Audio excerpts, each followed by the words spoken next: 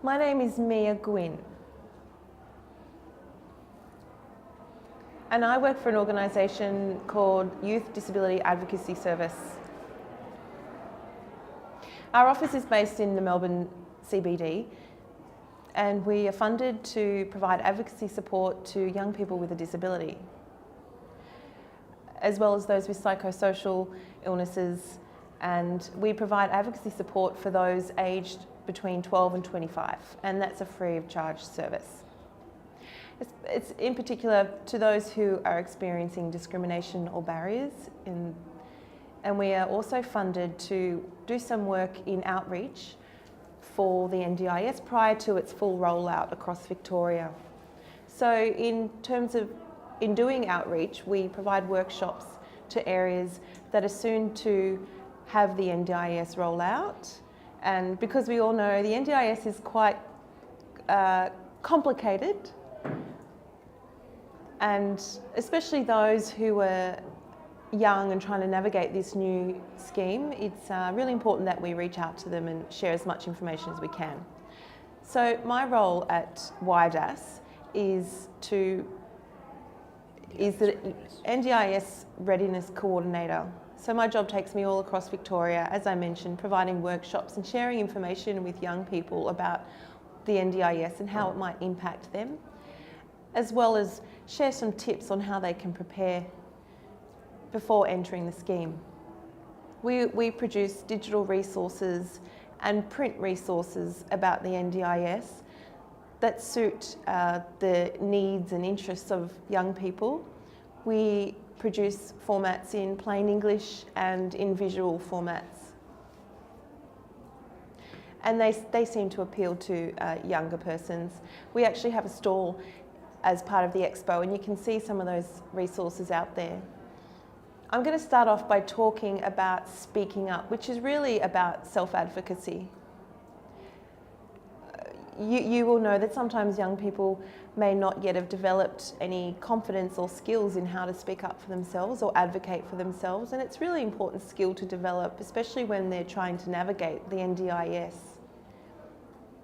Because the NDIS requires young people to really be assertive and clear about what it is they want to achieve with their packages.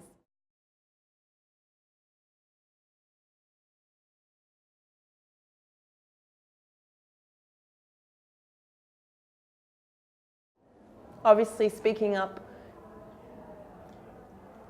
can be challenging. It can be hard to do. It's important, but not easy for everybody. You might need to speak up when you have a new idea or a suggestion, or when things just don't feel right.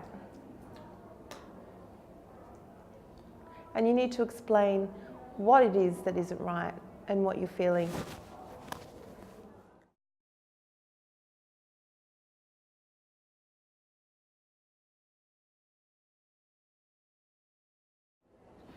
When, in relation to the NDIS, times when you might need to speak up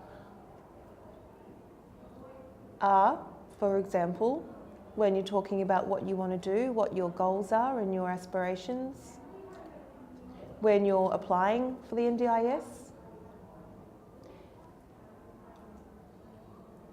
and once you receive your plan but it's not quite what you want and you need to request a review.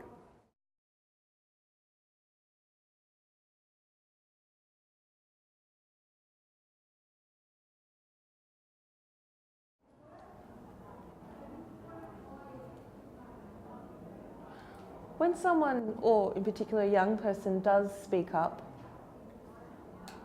whether something's not right or not, it could be about a different issue, it's important that our young people talk with their families.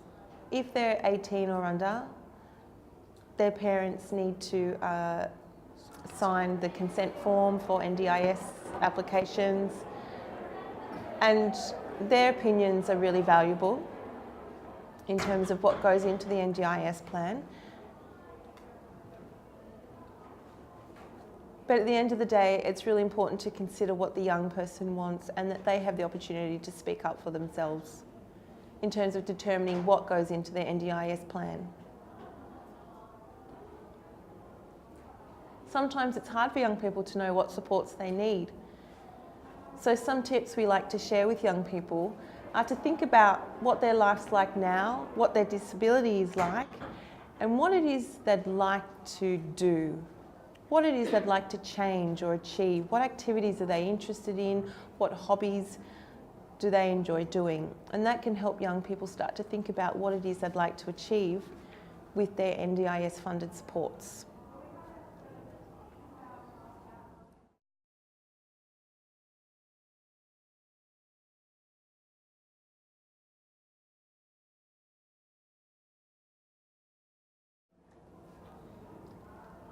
And like I mentioned earlier, for a young person that's under 18, obviously their parents or guardian or a nominated person needs to be privy to all discussions and forms and so on related to the NDIS. And it's important that they have their say as well. At the end of the day, it's about the young person, but it's important to have family input as well.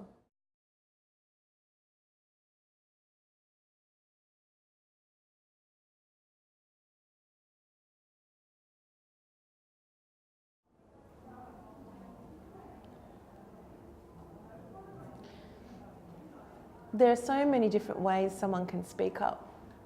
There's no right or wrong way. It's up to the individual. So I wanted to ask you in the audience, can you think of ways that someone might be able to speak up? In writing or by phone, email. Sorry, I was signing for them. Yeah, any other ideas? Join a group. Find an advocate.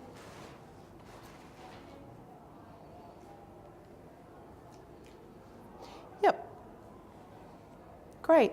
Any other ideas? Maybe through family. Yep, through family.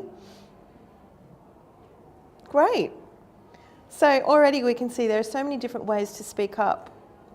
And if a young person isn't feeling confident, there are so many options you can share with them. They can write down what it is they'd like to speak up about. They could even draw pictures. There are different organisations that have resources and Facebook groups and all sorts of forums to help people work out for themselves what it is they want and what they want to speak up about. Another way they can speak up, for a deaf person in particular, is to film themselves before they go to the meeting and use that video rather than have to talk or sign on the spot. They can also, a young person can also bring along someone that they trust and brief that person before the meeting, and then if they find themselves stuck or unable to speak up, then that nominated person that they trust can speak for them. So as there's no one way, there are so many different ways for a young person to speak up, and there's lots of options for them.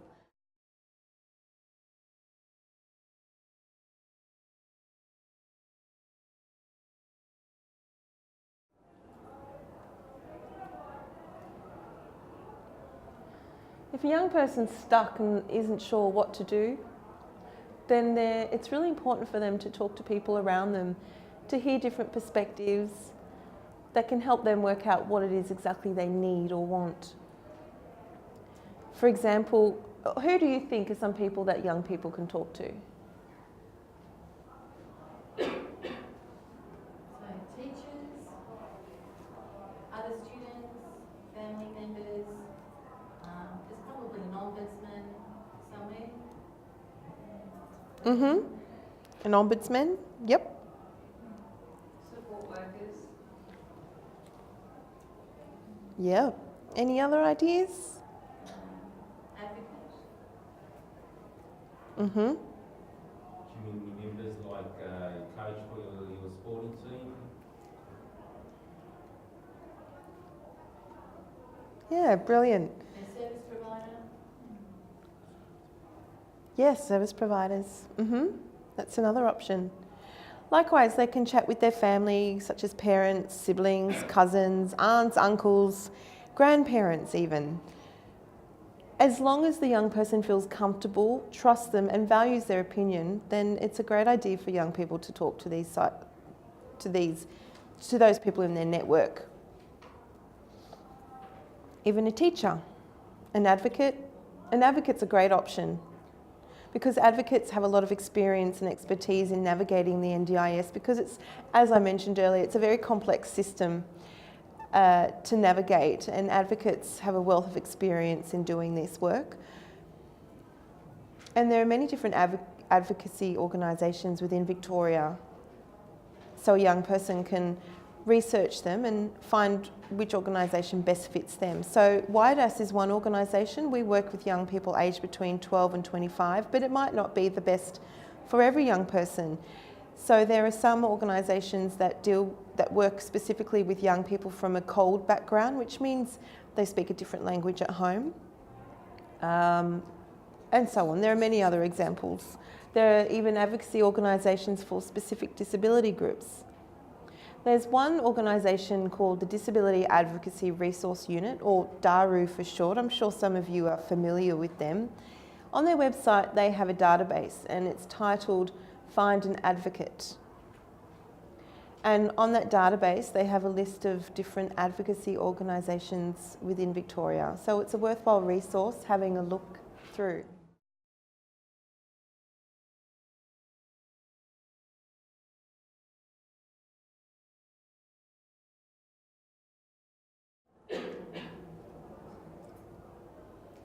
If a young person experiences problems accessing the NDIS, or they've received a plan that just doesn't quite fit their needs or their expectations, then there are a few options for them. They can talk to their local area coordinator or the NDIS planner. Does everyone here know what a local area coordinator is? Do you need me to explain it? Okay, I'll explain it. A local area coordinator, or LAC for short, is someone that works within a rollout region. So they're a partner organisation to the NDIA. They're called community partners. And some of these partners are the Brotherhood of St Lawrence or Latrobe Community Health Services. There's a few. And what they are community partners to the NDIA. So what the NDIA has done has outsourced some of the work to those local area coordinators in specific regions where the NDIS has rolled out.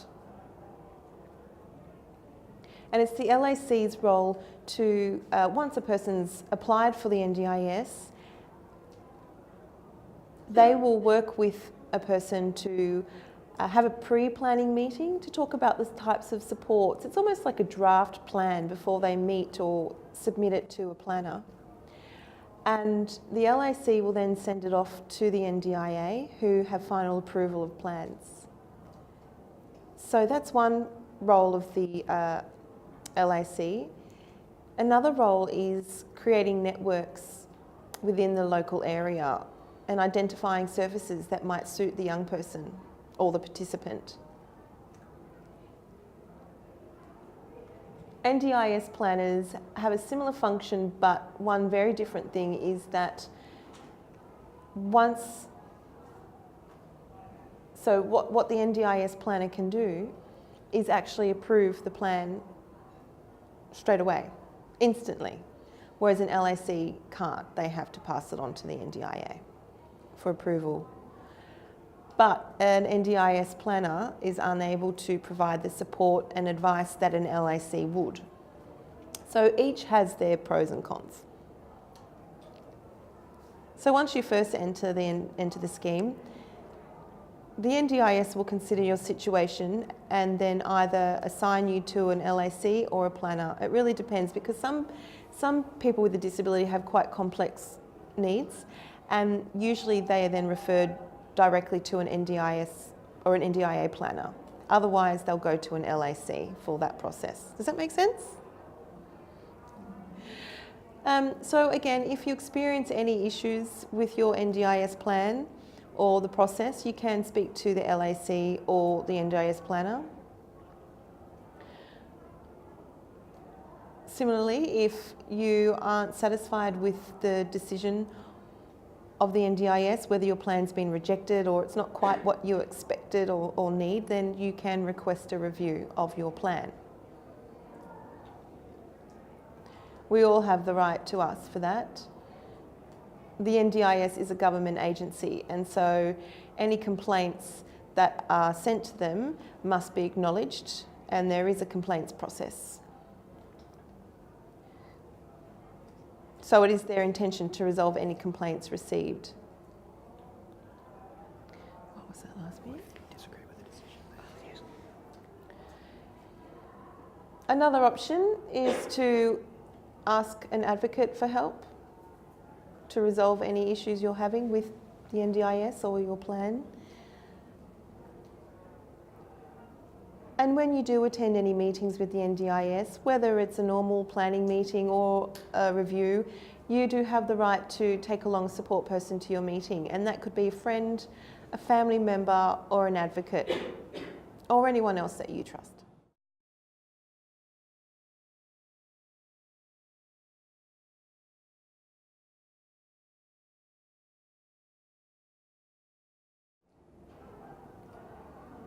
You may come across the terms reasonable and necessary.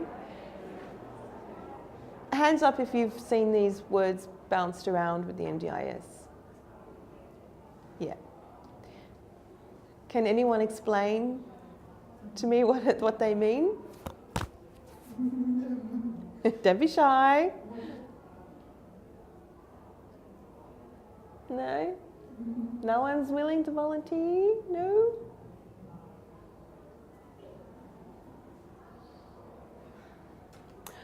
Things that are like essential for, you know, like a person to live their life. For daily activities, I think. And reasonable as in a Lamborghini.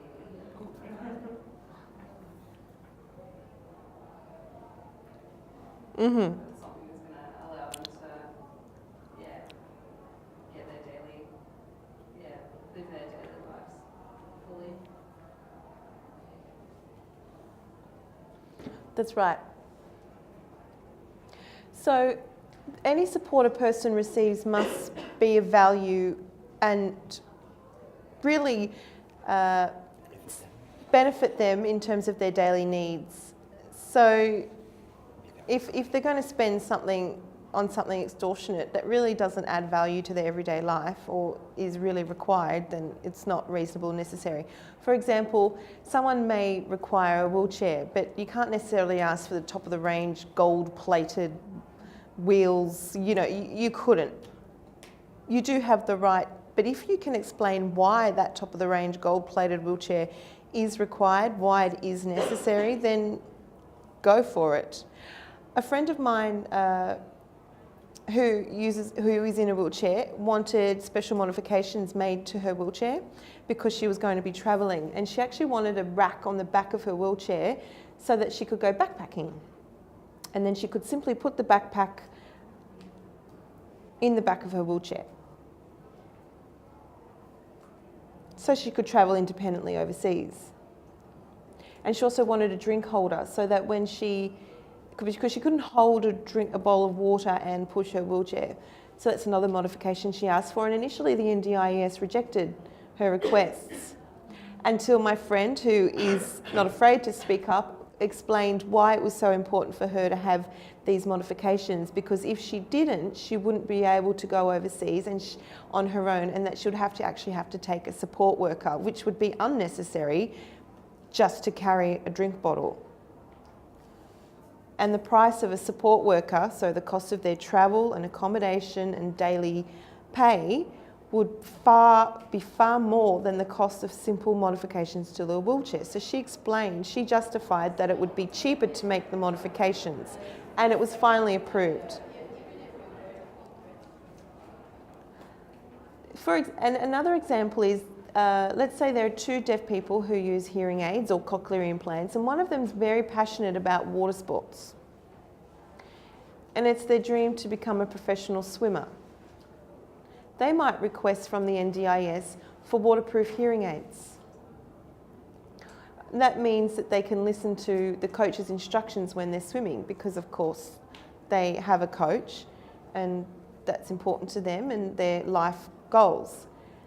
And that might be deemed necessary, reasonable and necessary, because that's specific to their life goals, whereas another deaf person uses the same type of hearing aids, but they only go to the beach once a year just to hang out with friends. If they were to ask for waterproof hearing aids, that would be deemed not reasonable and necessary because it's not applicable to their life goals, particularly if they're only using it once a year. So that's how we differentiate what's reasonable and necessary and what's not. So the supports need to be what you need, what you want, and doing their job, adding value and relevant to your disability. If the NDIS does reject your requests and you feel that if you disagree with that, then you can request a review, but you need to justify why it is you disagree with their decision and why you think you should receive that funded support.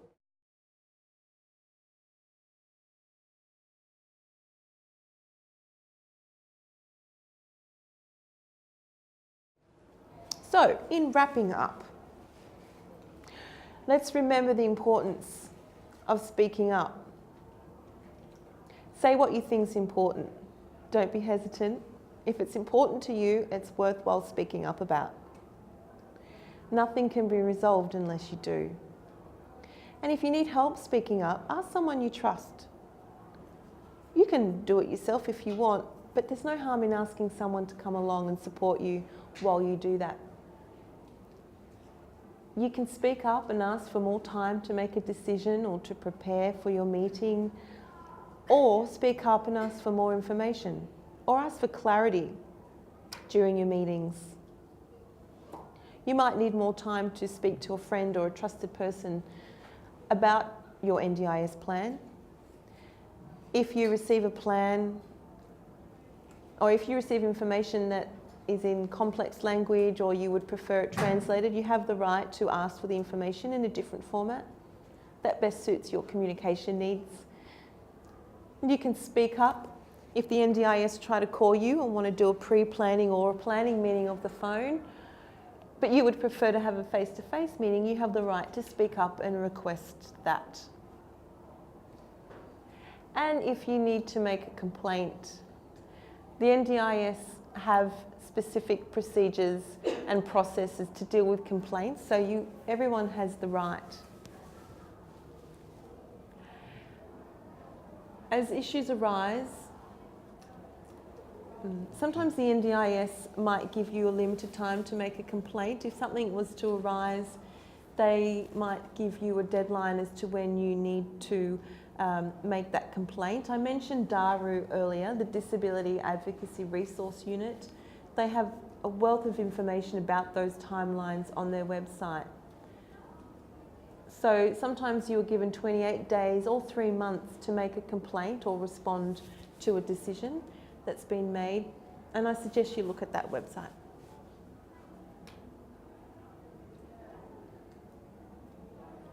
And again, if it's all too much, you can speak to an advocate and they can go through that complaints process with you.